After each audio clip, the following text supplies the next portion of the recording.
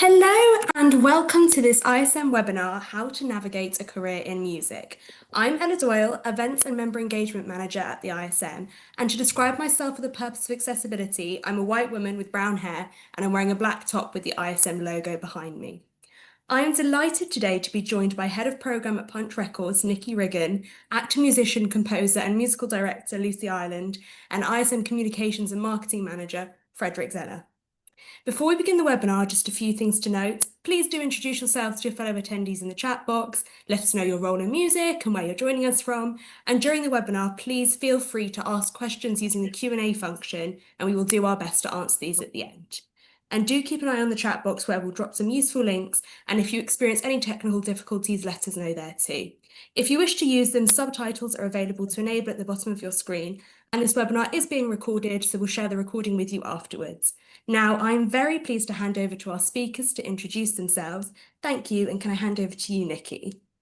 Hello, I am Nikki Riggon. I am a mixed race, brown female, brown hair with a white top. Do you want me to say more about what I do? Yes, please. Yeah, okay, yeah, cool. So I am essentially a creative producer. I am head of program for a company called Punch Records, which is based in the Midlands. We're in Birmingham.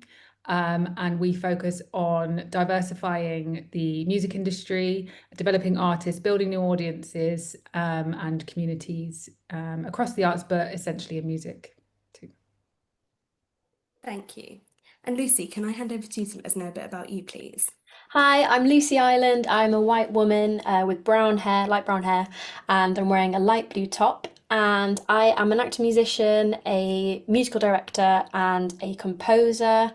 I've done a varied, like loads of different varied kind of work across the years. When I'm not performing, I'm doing teaching, music directing, and I also work as a composer as well for theatre as well. So I compose my own show with my writing partner, which I'll probably talk about later. I do a little bit of everything.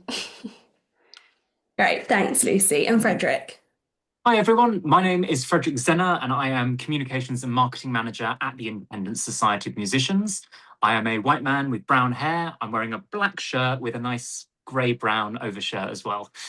In terms of the ISM, we are the UK's largest representative non-union body for musicians. And essentially what our goal is to promote music in every shape and form. So whether you're a performer, whether you work in music administration, whether you're a music teacher, and then on top of that, we want to promote the art of music, the culture of music, and protect it inside the UK ecosystem. So that includes a lot of sort of campaigning work, advocacy, to make sure government has music as a key priority, whether it's education, whether it's artificial intelligence, all of that sort of thing. And today, really exciting webinar looking at sort of how to break into the industry and be a part of it.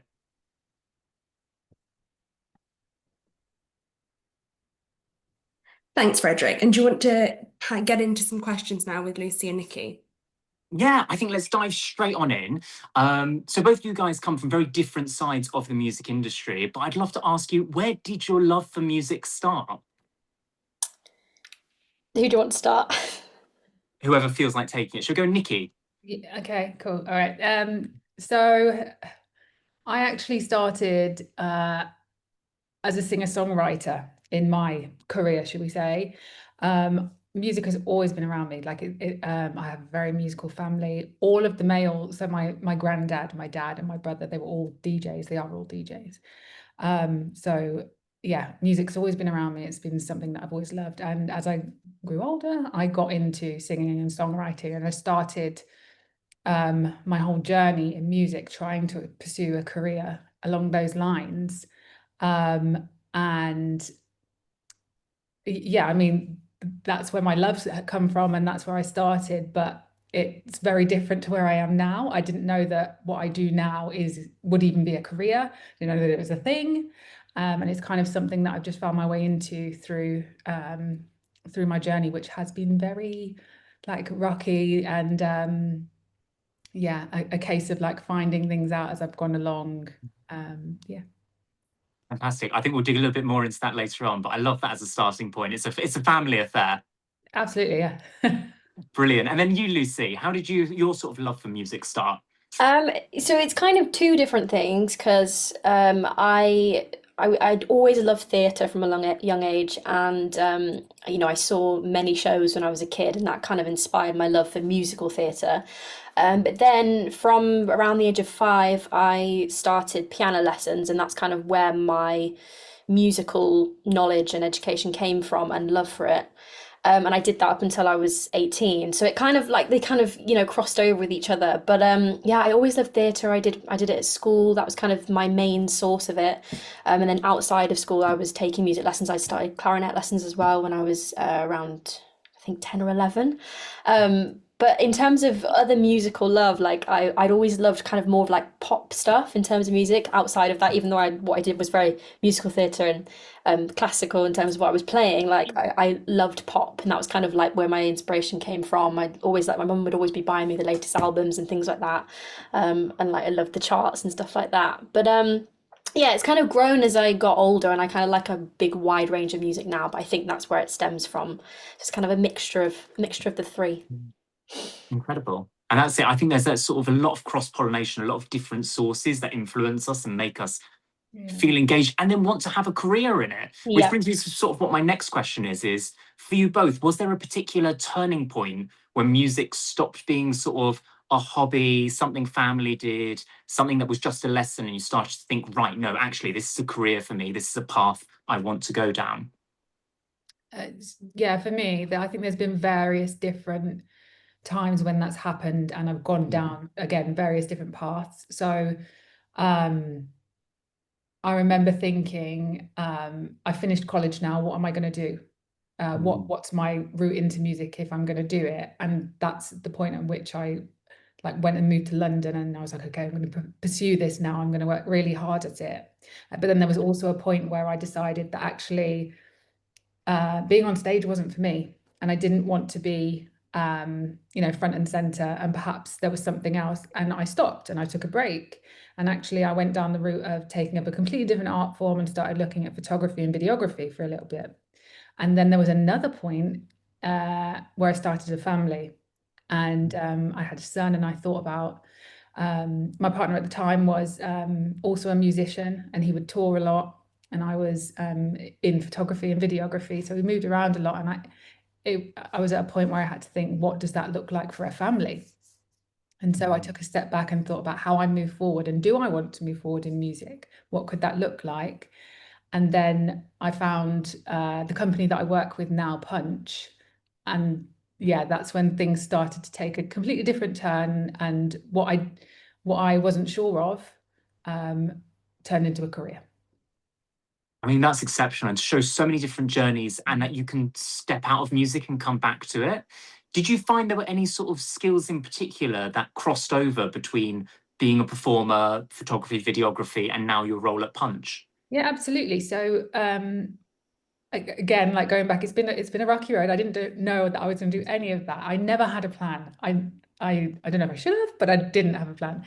I've always just kind of been the type of person that's done what makes me feel good and what feels right. And I work in music because it's my passion. So sorry, what was the question? Was there a Were there any sort crossover? of skills that crossed over Yeah. there? Because they're so Yes. varied.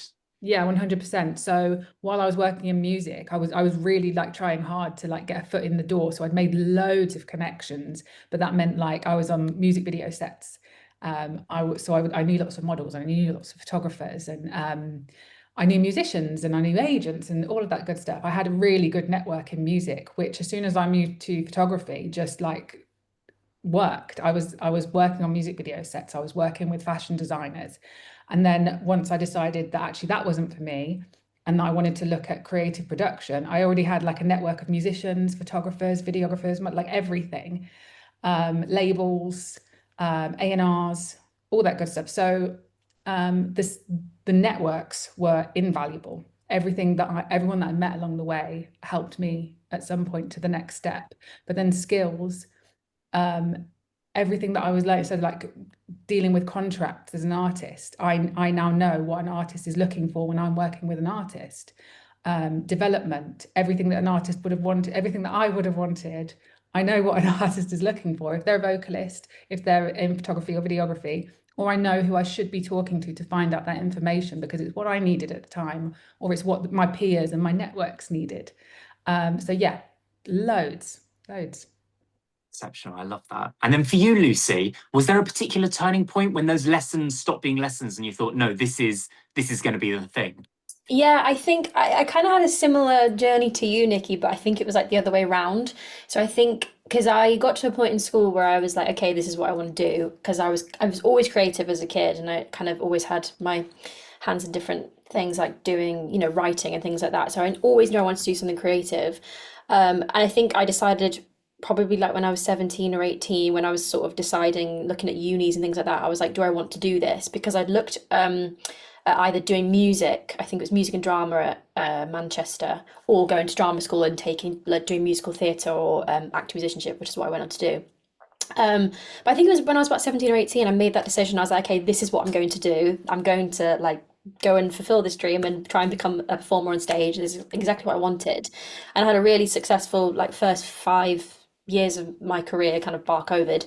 But I feel like the kind of there's things that you said, Nikki, and kind of delving in and out of different stuff that kind of happened to me kind of more recently. So I feel like because I started when I did the when I first graduated, so before I did my first acting job, I actually worked as a composer first because me and my writing partner Ben, we ended up putting on a show at the Chiswick Playhouse in 2021. So it was kind of during COVID. So my actual first job was doing that kind of as a musician composer, and ended up performing in it as well. And then I went into performing, and then kind of since then I've kind of gone back into kind of more of the musical directing and teaching and going back into that. So I feel like I've sort of had, because I've had a really quiet year this year with acting and auditions, apart from Panto that I'm doing later on. So I think I was sort of like, okay, what can I do? What can I do now? And all those like lessons and stuff that I had, like I fell back on that. So if went and all the music education that I've had, I ended up being like, okay, so how can I utilize this so I can do a job that I still enjoy? It's still creative. I still am involved in the industry, and I'm learning and practicing and teaching. But it's just something that I can do in between, that I kind of, it still keeps it alive because I'm not on stage, I'm not performing, I'm doing what I want to do because that's essentially kind of the main thing I want to do. But through that, this year I kind of realized, oh, I actually have enjoyed doing musical directing because I was doing some summer camps, and I did a concert and things like that. And I was like, actually, I have all these other skills. And I think if you don't kind of try it or like put yourself out there, because I was terrified when I was doing it. Like when did my first concert and I was accompanying for all these musical theatre singers, it's terrifying. But I think you've just got to put yourself out there and trust that that's kind of that you have the skills to do it. And I think that was another turning point for me to be like, oh wait, I actually am doing this as a musician. Like I'm classing myself as a musician doing this. So I guess that as well. So like before school, going to drama school, and then kind of more recently this year going, oh actually I can make a career out of doing this as well, and teaching on the side and musical directing on the side. So I think that's probably for me when it's those two turning points. I think a lot of the time as artists, we forget that we have so much under our belt in terms of experience, and Yeah. that our possibilities to diversify within the sector, outside the sector, put us in a far stronger position as musicians than a lot of other people who may have only just learned one thing and can only do one Yeah. thing. Yeah. So it's thrilling to hear from both of you. There's so much variety and so much opportunity for change and adaptability. Mm. Next thing I want to ask you is, at the start of your career, you get bombarded with so many opportunities, so many wild things that come out of nowhere. Do either of you have any sort of bizarre or bonkers stories from the start of your careers? Just sort of something completely out of the blue that happened and how you sort of dealt with it? I don't know that it's bonkers, but I was thinking about this question. I remember, so I'm not very young anymore. And when when I was doing all of this, when I was singing, I remember I was on Twitter. I was on all of the social media platforms. And I remember talking like about some of the work that I was doing on Twitter, just like talking at everyone as you do on, I believe it's X now. And I remember saying something along the lines of like, this would sound so great if I could like just get in the studio with like Timbaland and Missy Elliott. And like 5 seconds later, I had a tweet from Timbaland saying that, go on then, show us, let's go. I was like, oh, That's no, I crazy. am not ready.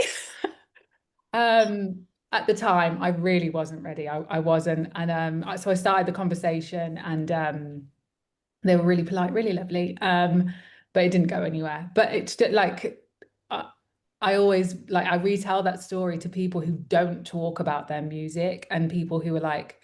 I think a lot of the time now, you see online, a lot of artists are very like they're like perfectionists. They don't want to put music out there until it's perfect, and people might put things online and then delete them, and then it looks like there's no like backstory to what you're doing. But if you are talking to people and you're just like giving yourself as much opportunity as possible, you don't know what's going to happen. So Exactly. It's tasters, it's teasers, and you never know who's looking. You never know who's exactly, there. You never know who's checking their mentions. Could be yeah, Timberland. could be. Excellent. And then for you, Lucy. Um, I think for me it was when so the show that me and my writing partner Ben did, it was during COVID, so it's 2021, and it was still very much a thing, and I don't know if anyone knows, but during that time theatre was just basically non-existent, and it was really hard to produce anything like that at that point. And our venue was quite small, and so it was kind of hard to fill the seats because of it, the way that it was done, because you had to social distance. And also we were testing every day and isolating, and you know, if it was the time when if someone else in your house got COVID, you had to isolate as well. So it was kind of like a big chain reaction of events. Anyway, it was our press night, and obviously we were really excited for it. Two of our actors on our press night ended up both having to isolate. So Ben and I had to, and we went on as those roles like last minute and had to rehearse it in. So we ended up doing the press night as those characters because we already knew the show so well. So it was just one of those things that was like, are we doing this? Like we got the call the night before, like, so they've had to isolate. We're not able to do it. Would you go on for the show? And I was like, oh my goodness, I can't do this. And then I was like, no, we can do it. And then we came in on the day of the press night, rehearsed it all with the other two actors, and ended up performing for the press night. And it was great. And it was like made like the stage as an article and everything. But it's absolutely mental. And that was also my professional debut, technically, on stage as well. So it was like my writing debut and also my professional debut. But it was mental. I don't even remember, like it just went so quickly. It was full of adrenaline. But it was amazing. It was so fun. It was absolutely bonkers, but so proud of it happening. Like I did that. So it's just yeah, it's really, really cool. But I think that for me. Well, brilliant opportunity to sort of yes and your way through something Yeah. that could be quite stressful, and actually just immediately you've got a solution, you're doing it, you're Yeah, out there, and hey, exactly. it's a story to tell now, isn't it? Exactly, yeah. Fantastic. So my next thing is sort of moving into where you guys are now. I wanted to ask you, Nikki, what's it like working with artists at Punch Records and working with artists at potentially different stages in their journeys? Is there anything you find seeing that? Is there anything you've learned from that for yourself? What's it like? Yeah, I think you learn loads. Like the thing that I love about working at Punch is we do work with so many different artists, and they're at like completely different stages of their career. And the way that we work with them as well is always usually really different. So it might be that we're on tour with a commercial artist, and that's always fun because touring is fun, and yeah, getting to see them perform and their audiences and how they interact, and just listening to cool artists play is fun. And you get to hear their stories as well, like how the music industry is for them, and yeah, how they're finding it. But then we get to work with developing artists as well. So we'll work with grassroots artists who are just like finding their way.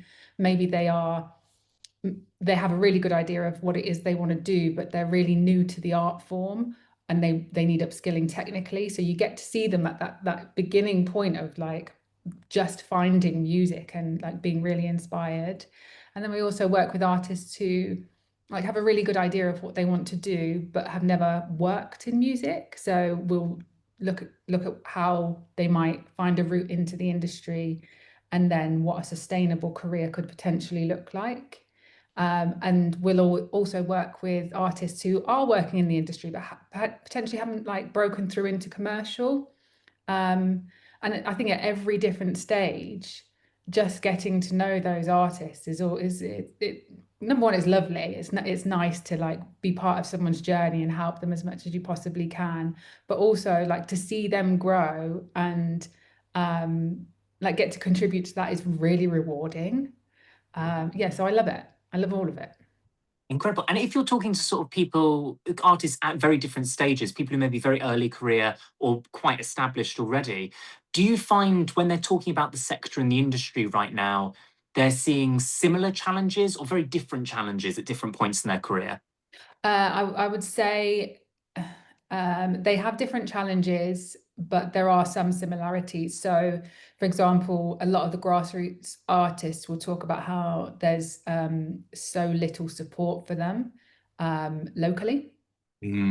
And like similarly, if there are big artists coming to play and there's no venues for them, you've got the same problem there. So if there's no nights happening for grassroots artists and nowhere for the big commercial artists to play, that's a problem all round. However, when you talk to like a commercial artist, they might have completely different, they might be talking about things like visas, in which case you're looking at like, how did Brexit change the music industry, and how's that impacted everything, whereas a grassroots artist won't really be talking about that yet. So yeah, there are similarities and things that like directly affect both of them. So lack of infrastructure, lack of places to play, that good stuff. Yeah.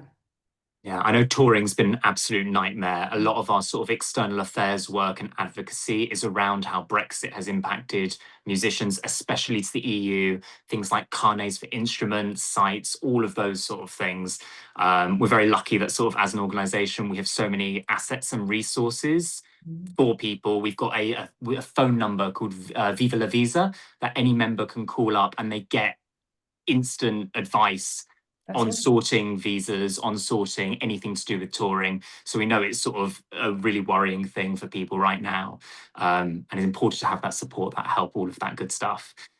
Lucy, when it comes to you, how are you finding things right now as sort of an early, would you say you're an early career or mid-career actor musician now? Because you sort of bounce around a lot in the music theatre world.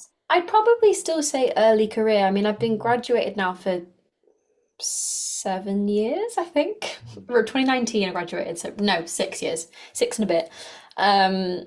But as I said, it's been a really tricky year in terms of auditions and acting. For some reason, it's just been really quiet. There's not really been much going on. It's hard to get in the room. There's lots of new people who are graduating, and especially as actor musicians as well, there's lots more actor musicians graduating, which is becoming a bigger thing in the theatre industry. But I mean, as I said, because of that, I've kind of been forced to fall back on the other skills that I have. And because of that, I've been like finding my own opportunities, finding more teaching work, MDing jobs, things like that. And also just trying to keep myself creatively fulfilled, whether it be, doing something else outside of it or just playing every day or finding that through teaching, etc. But I mean, I think the other thing as well is that I've been lucky that I've had, job to job to job. And I've not had like a long break. This is kind of the longest break. Like the last job I did was Panto last year, which finished in January. And then the next job I'm doing is this Panto this year. So I think it's just kind of it's been more of like a learning curve, like just to try and see how I navigate that, but also accepting that that is normal and it's okay to have quiet periods as a performer and a musician, and you're not gonna have work all the time, but finding the other things in between that you can fall back on and that can earn you some income, but also give you that creativity that you miss whenever you're doing what you love doing. I think that's it's just been adopting that this year and just trying to find out how I feel about it as well, because I kind of like weird, do I want to do this? Do I want to keep doing this? Do I want to it's that the kind of the thing of rejection and kind of the inconsistency and not knowing when your next job's going to be, when your next paycheck's going to be. So it's just, I think it's just been a mixture of that. But yeah, I don't know. It's just been one of those years, been very different, but I think kind of in a good way too, but also kind of it's been hard as well. So I've had to navigate that. Yeah. Well, I guess you were in a very sort of unique position in that you would have graduated before the pandemic, so seen a sort of pre-COVID world, then gone into the COVID world, done your show, but done that socially distanced, all of that, and now moving forward, slightly living after the main part of the pandemic, but we're dealing with strikes, we're dealing with a theatre industry that doesn't seem to really know what to do after the pandemic, how audiences have changed. How have you felt? Those are three very sort of key different moments. how has it felt being someone who's broken into the industry through that? And then I think for anyone who's sort of now breaking in, would you give any sort of like, watch out for this, avoid that? I think because I booked my first job, which was a tour, literally like 2 months after graduating, but because of COVID, it got postponed by 2 years. So I was like, it didn't get cancelled, it got postponed. I was sort of holding on to that the whole time, and then in that time I had, the period to write and to do that, and also just to do other jobs. But I have friends that graduated or were learning during the pandemic, and I know that was really tricky, and I know that they didn't have a lot of exposure. I think that was the one thing that they missed out on, because I still got that, because as an actor, if you go to drama school, you have a showcase, and I presume it's probably the same for musicians as well, like conservatoires. So you get this exposure, and these agents come and see you, and then you sign. But I know a lot of people had that issue, and I imagine because of that, because I know a lot of things went digitally. So I know that, self tapes were now kind of a bigger thing, and I presume, people went more online and to social media and things like that. And I don't think that's necessarily a bad thing, in both music and in theatre. I think for theatre it's kind of good because it puts the pressure off, having to travel to auditions, having to um, miss work, etc. like that. So it's actually quite good that we have these self-tapes. But I think now it's gradually going back to sort of more personal audition kind of style. I don't know whether it's doing the same with music itself. I think people are still utilizing social media, and I think that's definitely something that needs to be utilized. And I think probably in one of the later questions, it might come up again. But I think that's such an easy way to have exposure organically.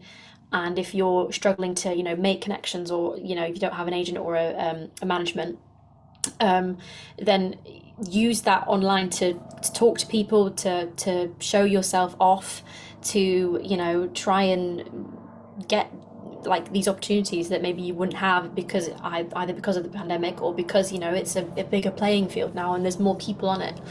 I'd say that. What was the other thing that you said? Sorry, I've forgotten what you asked. No, I think you've covered it. I think you've sort Yeah. of hit it on the head, which is fantastic. That human connection, that sort of engaging with other people, keeping people sort of knowing the work you're doing, making sure it's seen is so important. Which sort of leads on to my next question, because I wanted to ask you guys professionally, what's the best piece of advice someone's given you? And have you been able to put it into practice? Anything sort of that you've been able to action from sort of advice from a mentor, from someone else in the industry, that sort of thing? So for me, the most valuable piece of information, I think it links back to what I said about networks, is just to get out there and speak to people. When I think what I was going to say when I first started, but actually I think it's something that I've always probably struggled with, is like imposter syndrome. Particularly because, as I said, I've like found my way to this point just by like going and not really having a plan, but just doing things as and when they happen. And so I've never, probably up until a couple of years ago, I never really took a step back and reflected on how I got here. And the fact that, like, as you say, like skills have been transferable, and these are I've gotten here because of things that I've learned along the way. And yes, I picked up things in college and university, and that really helped me. But actually, I was picking up like administration and project management skills, and artist skills, learning to work with artists by doing. So a couple of years ago, I took a step back, and I did a program called Clock, which is about like kind of validating your skills based on actually doing it, kind of like retrospectively, like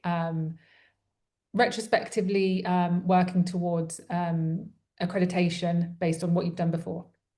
If that makes any sense. Wow. Yeah. And that was really like validating for me, and kind of made me realize, like, actually all of these things that I've done have led me to this point. I should be doing what I'm doing. Imposter syndrome isn't a thing, although it will always be a thing. I think it's just a thing. But the main thing that has gotten me to this point is that I have gone out and I've been active. I've gone and I've spoken to people. I have built these networks like this. like I should be here, I got myself here. So go out and speak to people, be active. Social media is really, really useful. Absolutely utilize it, but don't neglect like real, like in-person audiences as well. Yeah. Oh no, I love that. Brilliant. And then Lucy, have you received any sort of advice that sort of changed your professional journey, or have you found just really useful? I've got a few things, kind of advice that I think I've just kind of adopted for myself as well. But Mm. also, similar to what Nikki said, it's definitely about who you know, not about, like you can't just wait for opportunities to come to you, because very rarely that happens. You have to go out and give yourself these opportunities. So, like for example, if you're trying, for me in the theatre, if I was trying to get in the room for a certain show, I wouldn't just wait for the spotlight breakdown to come out. I would message my agent and I'd say, hey, look, these auditions are coming up. I really want to be seen in the room for it. What should I do? And then the answer might be, find the casting director, send a self-tape to the casting director to get their attention, maybe post something on social media of you singing a song from the show. And I guess it probably works the same with music, if there's a certain management or label that you want to work with, find out the information for it. And I don't know if that's stepping on your toes, I don't know if that's how it works, but I think that's kind of, it's like make your own opportunities, because you can't just do that by sitting around. And I think often I find myself, things are quiet, I'm like, well, I'm not doing anything, what am I doing? I'm not finding out about like what's going on. That's not going to happen, because there's thousands and thousands of people out there who want the same job as me, and if they've done that work to get there, it doesn't matter if I'm better than them or if they've got less suitable skills or they're right for the show, they're going to get seen because of this and this. I think the other bit of advice I would give, which is something that is kind of been echoed through several mentors and stuff, but I think it's, are you sure that this is what you want to do? And I think if that's not an immediate yes, this is exactly, like, this is my passion, this is the thing that I want to do, then I would say don't pursue it. And I know that sounds really sort of disheartening, but I think because there's so much rejection, and because there's so much of the industry, like there's a lot of waiting around, there's a lot of quiet periods, there's a lot of no's, you have to be 100% in it. And if you're not, it would just mean that it'll become, it won't feel like a passion and something that you love to do, and you won't appreciate the moments when you are, in a good, having a good part of your journey, or you're in an amazing job, and it makes those quiet periods and the downtime really tricky and difficult to navigate. And I think that's why having a side hustle or something else that you can do, having many different skills, is really, really useful, because then when you get to those quiet periods, you can fall back on that and you don't lose that passion, you don't lose that momentum. And there's one more thing I was going to say, but it's gone from my head. It's gone. If it comes back to me, I'll try and bring it up later on. But I think those two, I think, are the biggest thing. And I know it sounds like a "are you sure" kind of, definitely, because I posted about this before on my social media, and I feel like it's a lot of, I think because people often have a dream of what they want to do, but they don't really kind of know exactly what they want. I think it's like knowing exactly what you want to do, or at least having some different ideas, and how do you get there, and make those steps, like practice those skills, take the steps that you need to get there, whether it be through connections or, going to drama school, going to a conservatoire, writing your music, etc. Whatever it is, I think there's many different ways, and it's individual to each person. Superb. Well, I think leading directly on from that, for both of you guys, what's one thing you would say every early career musician should do, and one thing they should try to avoid? I would go back to something I said earlier again. Don't overcomplicate things. I think don't overcomplicate things. By that I mean just make music. If you're just starting out, don't think about like contracts and labels and all that big stuff. Just make music and put it out. So that's the next thing. Put it out. Don't be afraid. In fact, you should be telling a story. Like Frederick, you're the comms guy. There's power in like telling a good story. And when labels or like development agencies are looking for artists to work with, they want to know your story. So I don't know why people do it, but I come across so many like Instagram accounts that have got one post, and they've had the account for like 10 years or something. Like, what have you done? Why have you deleted everything? Like, it tells zero story, but it also tells me that you're really conscious of how you're moving, how you're moving forward with your music, rather than just doing it and just being free and just making music and enjoying it. So enjoy the music, do it freely, and make sure you tell your story.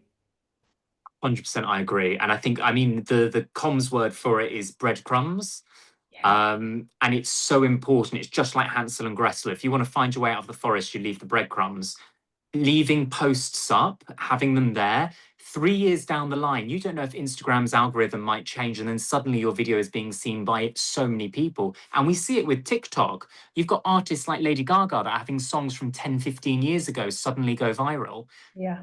It's leaving that paper trail, it's leaving that content there and letting your profile show exactly a story. This is where I started, this is where I am now. People love that. They love the human bit. They like to see growth. So 100% yes. Don't have one Instagram post, have everything. Yeah, exactly. Yeah. And then for you, Lucy, what would you say? Something early career musicians should do and something they should avoid?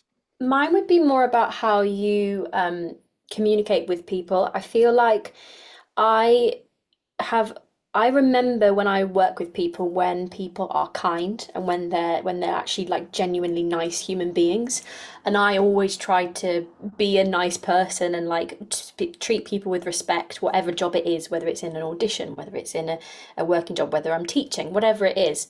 And I feel like that can play a big part in whether people want to hire you again or want to work with you, because if you're not very tolerable to be around, or if you come across as rude or impatient, people aren't going to want to work with that. And it sounds like the bare minimum, but you'd be surprised at how many people just don't have that, especially in theatre. I think people that maybe a little bit of a fame gets to their head and they sort of becomes a bit like intolerable to work with.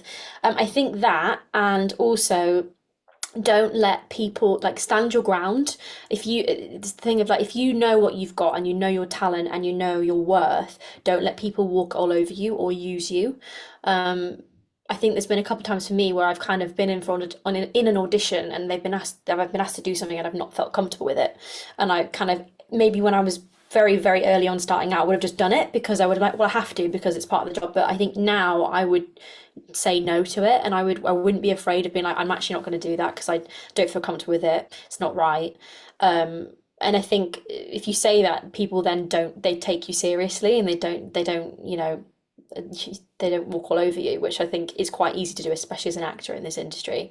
But I'm sure it applies to musicians as well. If you've got this music, keep sending it, keep posting it, keep posting the same thing, keep kind of letting people know of what you do. And it might be that, thousands of people look at it and sort of say no, but they might take that one person to see it and think, wow, that's great, I'm going to take a chance on that. And you never know who it's going to be.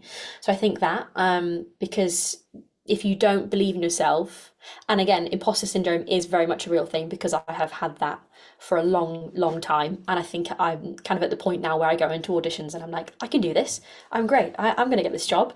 But it's really hard to just not compare yourself to other people, and also believe that you have the skills that you need to succeed. So I think it's just that, and trying to navigate all of that together, and it's tricky, it's really hard, but I think it's how you talk to people, I think, is the big thing, and how you treat others is a massive thing that I think often gets overlooked because people are so desperate to climb and desperate for success. I think it's something that's really important because you just maintain integrity throughout every single bit of work that you do. So yeah, say that. Well, especially whether you're doing a production that's going to be on for 8 weeks, 12 weeks, whether you're on tour, there are many, many people who can do the exact same thing. Are they going to be nice? Are they going to be, you can share a hotel room with them? Is it going to be, you Exactly. can see them for 8 to 12 hours a day? Yeah. And that element, I think a lot of people forget when they're in an interview room, an audition room, Yeah. whatever. Personality does go a long way, and just being professionally open and welcoming. I think on that as well, just something that I think what often, because often happens in theatre is a lot of crew are not treated with the same respect that the actors would have, or the dress staff. And I don't know if it's the same with music, but if you're a singer and you're not treating your band with the respect of your musicians who are playing for you, or the tech team that are doing the sound and everything like that, it doesn't sit right with me that someone could do that and be okay with it. So I feel like that's just a massive thing, and it's in every single part of the music industry. I think it's really important. And when you see that as well from, big performers and singers and pop stars, and you see how kind they are, or at least how they publicly treat their the people that they work with, I think that's really kind of a good message to send, and I think that's really important. Well, everyone's there fundamentally for the same purpose. So I always find it bizarre when people are horrible to tech because they're lighting you, they're making Yeah, you sound good, they're making Yeah. sure your mics are mixed right. Be rude to them, they might mess up your performance because they think I don't care anymore. Just be exactly. nice, it costs Yeah, nothing. doesn't cost anything. Kill them with kindness. It's so crazy. Very, very silly. But yes, so Lucy, I wanted to ask you, I know you've previously spoken about the importance of access to music education, particularly in your member spotlight in our last music journal. But I wanted to ask you both, for young people who are passionate about music but struggling to access it through school, are there any resources or any advice you'd suggest people can explore or sort of consider to make sure they can get to music? Yeah, so depending on what level you're at, I know that organizations like Punch Records are scarce, but there are some in like major cities across the country. I know there's some up north, I know there's some in Bradford, I know they're in Manchester, and I know they're in London, obviously. I know there's some in Bristol. There's bits and pieces dotted around. But we run artist development programs, and we do it from 16 onwards at the moment. Again, we look at various different levels of artistry, whether you are new to music and you want to explore what working in music could look like, or what your art could look like, or if you want to get a foot in the door and have a sustainable career, we help with that as well. So I would say look for organizations like Punch Records who do that type of thing, who do artist development programs. It might be that there are other local organizations around that do it as well. If you're lucky enough to have youth centers and stuff like that around, they might do it. I know that there aren't many of those either. But yeah, look for those. And I would also say, again, depending on where you are in your career, look at organizations who have pots of funding. So I also work with Help Musicians and PRS Foundation. I'm a funding advisor for them, and they have various different pots of money, again, for various different levels of career. So whether you're just starting out and you're a composer, or you're part of a group, or you're a promoter and you're looking at putting on live nights in your area or building communities, there is money for that. And around that money is wraparound support, so people to mentor you and guide you through that. So look at those as well. But yeah, so there are things outside of school. You just have to look really hard for them. Excellent. And then Lucy, would you say, is there anything else sort of advice or resources people? Yeah, definitely the same as that. I think there's a lot of like scholarships and grants out there that, they're not always quite obvious. Like you have to sort of like go and look at things. Like I had a grant during university when I was, because I was training 40 hours a week, didn't have time to work because I was so exhausted. And my loan wasn't enough to cover the fees. So I ended up getting a grant in my third year, and just like, you just have to fill it out. And it's, it's money that keeps you going for however long you need it.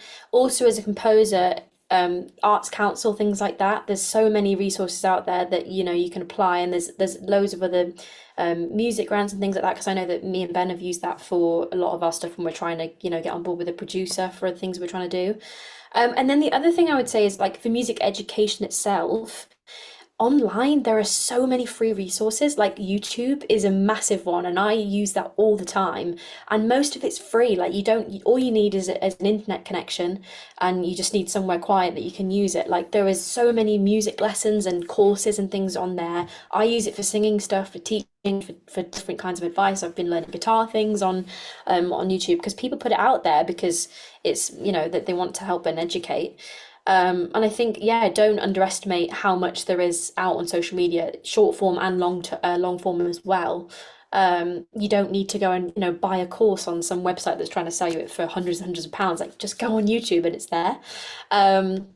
And I think, yeah, just it's just making the connections and seeing what's also in your local community. You know, if there's the like sort of community stuff, like, you know, if you're looking to practice singing, go to a choir. If there's like, you know, clubs at school, which often is the case, usually they'll be free. But if there's not there, go outside and see what's there, because I'm sure there's loads of charities kind of locally that would do that sort of thing. I know there's sort of loads of choirs where I live in London, so yeah, just stuff like that. There's a lot out there. I think you just have to know where to look for it, and search it. It's good stuff. And that's it. Once you find it, you can find real gold organizations that can really support you and also cheerlead you as you move on to the next stages of your career. Mhm. I think that sort of brings on to our next point is obviously we've mentioned funding and that things can be quite difficult right now in the sector for music, for theatre, in the arts in general. So I wanted to ask you guys, what would you say is the biggest challenge the sector is facing right now?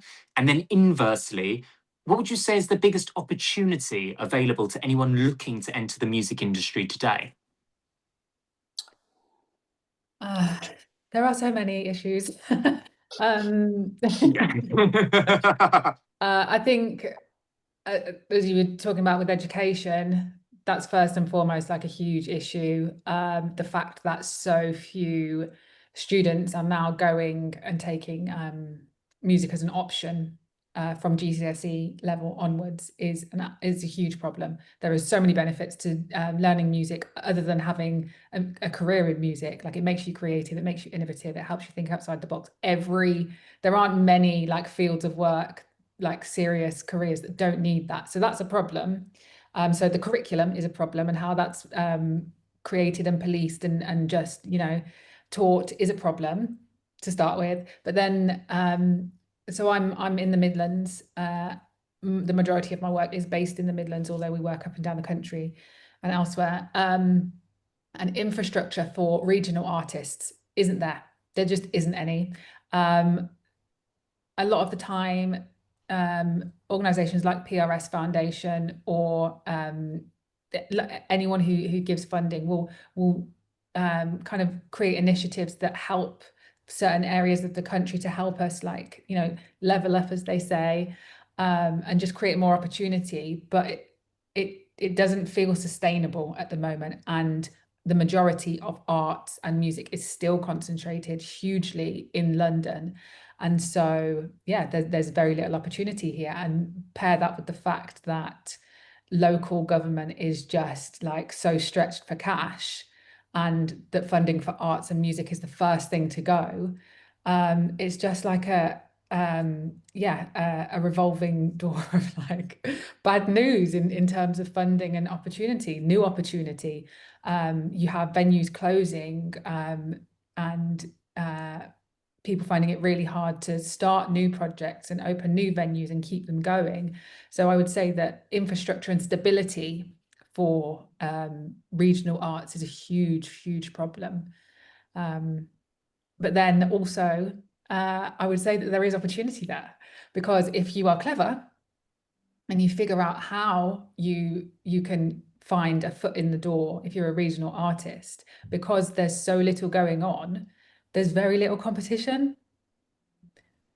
So that's an opportunity. I think that's it, is when you have these venues, they want to keep their doors open. They want to have people on stage. And a lot of the time, they're working very small teams. They've got so much they're juggling. If you're able to come in as a musician and say, hey, I've got a show, I could put it up, this is the sort of breakdown, it's sort of doing that next level of work. So Yeah. it's super easy for a venue to say, God, this would be really easy, and we'd have 3 nights of entertainment booked out. Yes, it's sort of doing the homework for them. Yeah. So it's the best case. And even if they say no, they might go, but that was such an impressive pitch, maybe we need to consider them for the next quarter, the next year, the next funding application. Yeah, exactly. That lateral thinking. And I'd say the same with music education. I know we've been at the ISM campaigning, I think, over 15 years now, essentially since the EBAC went in.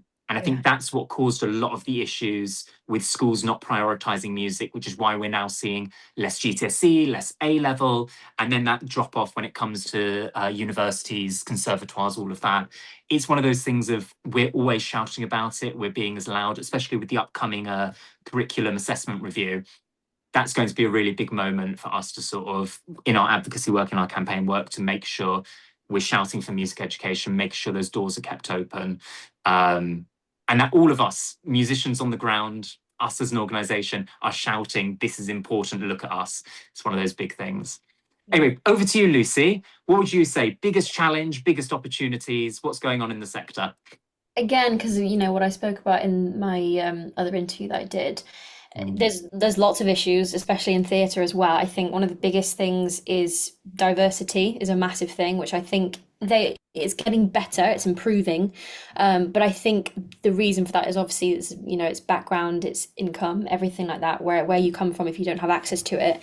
I think a big solution for that is get involved with whatever you can at school, any free kind of classes or clubs that are going on. If there's a school show that you're doing and you know you can do that and it's rehearsing, you know, 2 nights a week, etc. Or if there's alternative like a local andram production, and because if you can't, you know, afford to go to classes that are on Saturday mornings at a Saturday school, because for me I've been very privileged and I had access to that throughout my whole childhood.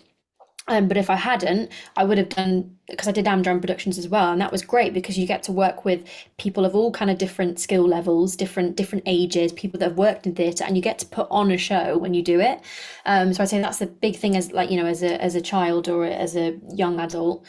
And then in terms of theatre, I think like as a theatre as a whole, it's accessibility is a big thing, and I think that is something that can be, you know, it can become more accessible through social media. I feel like when people speak up about it, because I have a friend that vlogs about accessible kind of theatre because he's autistic and has ADHD, and he goes and gets invited to shows and then reviews them and kind of talks about, you know, whether there's kind of sensory issues or things like that, or like, you know, whether it's accessible for people that have extra needs.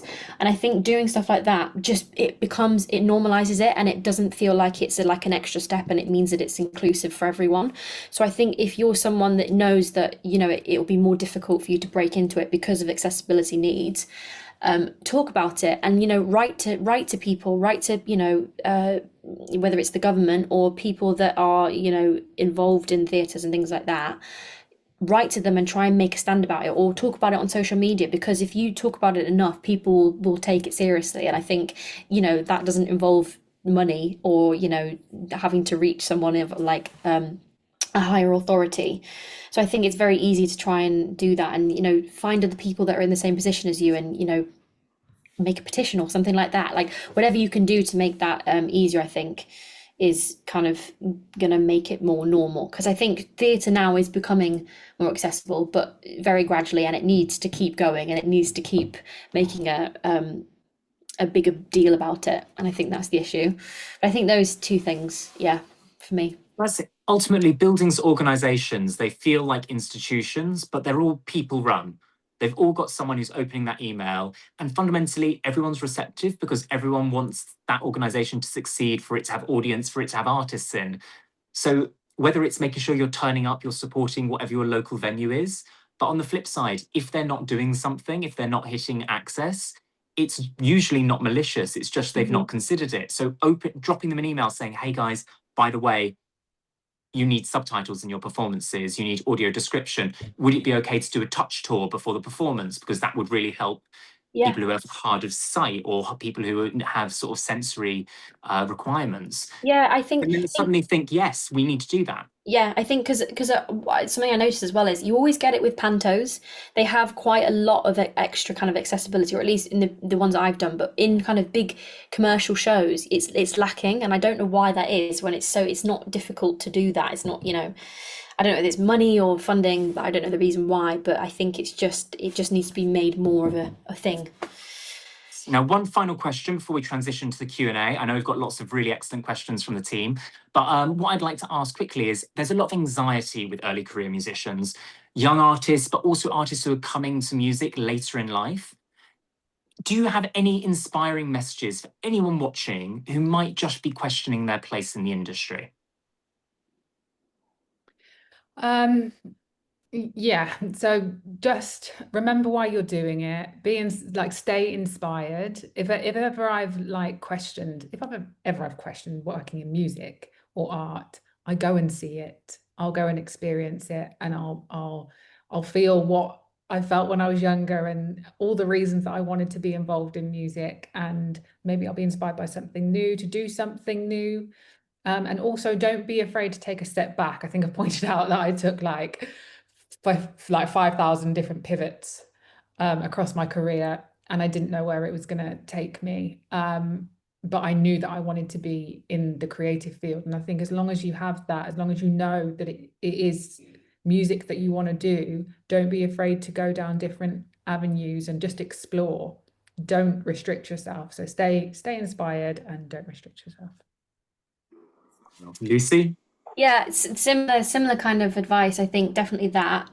Don't be afraid of the quiet periods if there are some, because I think for me that was a big thing. I was like, I have to be continually working. I have to, because if I don't, it's a reflection of my worth, and the imposter syndrome comes out. But now I'm kind of in that position where I'm like, that doesn't actually matter. It doesn't mean anything. It just means right now this is what you're doing, and the opportunities will come about. And there are people that I know that have had maybe like 2 or 3 years out or 6 months out, and then they've come back and they've booked like a West End job or something like that, and it's just come out of nowhere. And it's nothing to do with, how continually or consistently that you've worked. The other thing I would say is, I think, have a good support system of people around you, whether it be friends, family, mentors, teachers, people that you can talk to, and also people that you can share your music with, or, share your skills with, or ask for advice from.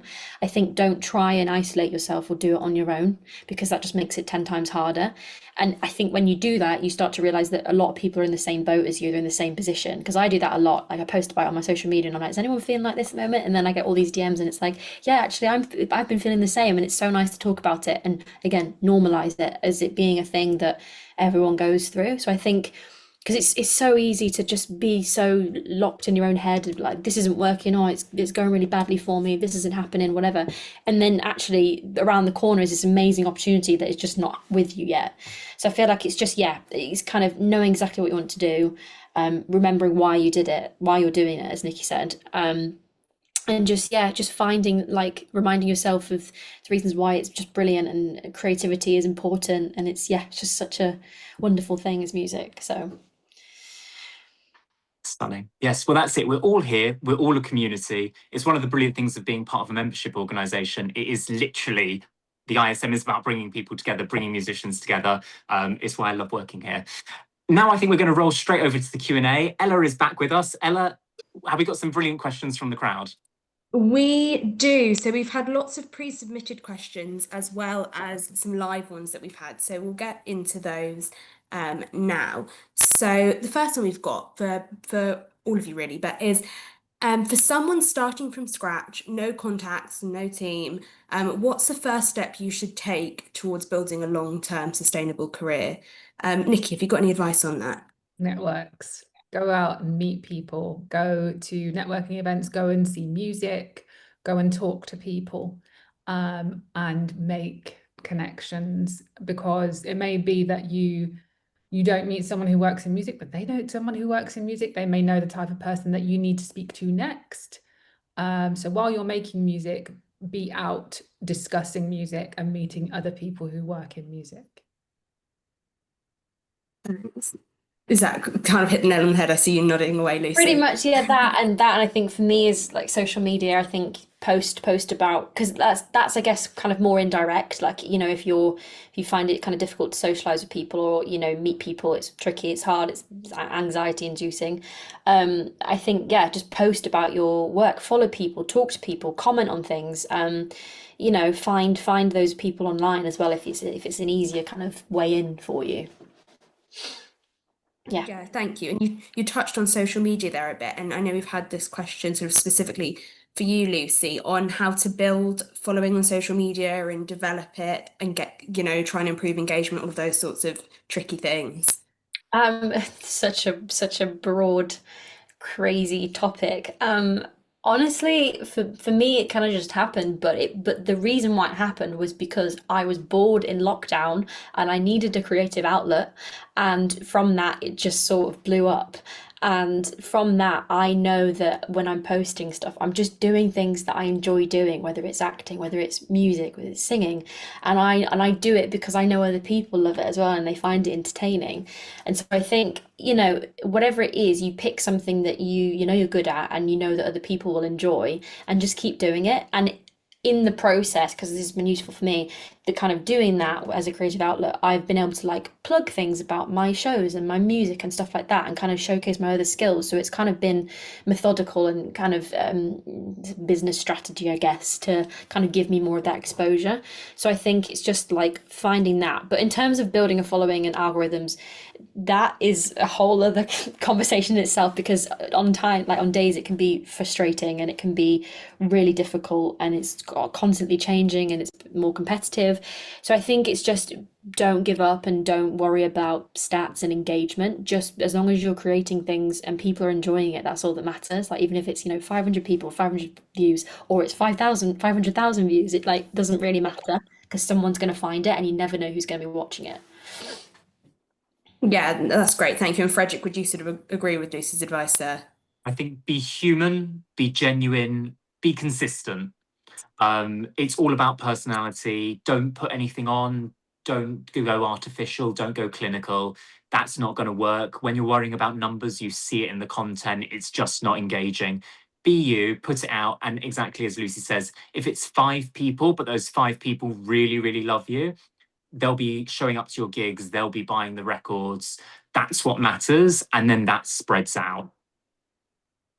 Great, thank you so much. That's really good tips, I think. And so I think finally, before we wrap up, Lucy and Nikki, do you have anything that you want to kind of get on people's radar? Is there anything that people should look out for that you're doing at the moment? I would say go and have a look at what we do at Punch Records. Look at the development programs. If you're in the Midlands, consider coming to us and talking to us about what you're doing and if we can help. But likewise, there are other companies like us across the country. So have a look at local organisations like us who are near where you are, and work with them. Like there's so much we can do to either collaborate or point people in the right direction, or help people like discover more about their artistry. Thank you. And Lucy? I'm doing Panto this Christmas at Beam in Hertford, which is Hertfordshire, doing Beauty and the Beast, which is really, really fun. So if you live sort of in between, I don't even know where would be the closest, probably Milton Keynes, in between Milton Keynes and North London, come and have a look. Come and watch. But yeah, in terms of that's it for me in terms of stuff. But yeah, I mean, I post a lot of kind of like advice and things like that on my social media and talk about stuff a lot. So yeah, give me a follow and have a look. Great, thanks, Lucy, and break a leg for your panto. you. So I think we'll have to wrap that up now, but we've got loads of other advice and resources, and as well as other useful webinars on our website. So please go to ism.org. And thank you so much, Nikki and Lucy and Frederick, for a really, really useful session. It flew by. If anyone has any other questions, please email us on membership@ism.org, and the webinar recording will be sent out to you. Also, if you have any ideas for other events that you'd like to see us do, please pop those into the chat. Our next webinar is going to be on making tax digital and all of the changes happening with that. So please do join us on the 5th of November. But thank you so much for watching, and we hope to see you at another ISM event soon. Goodbye.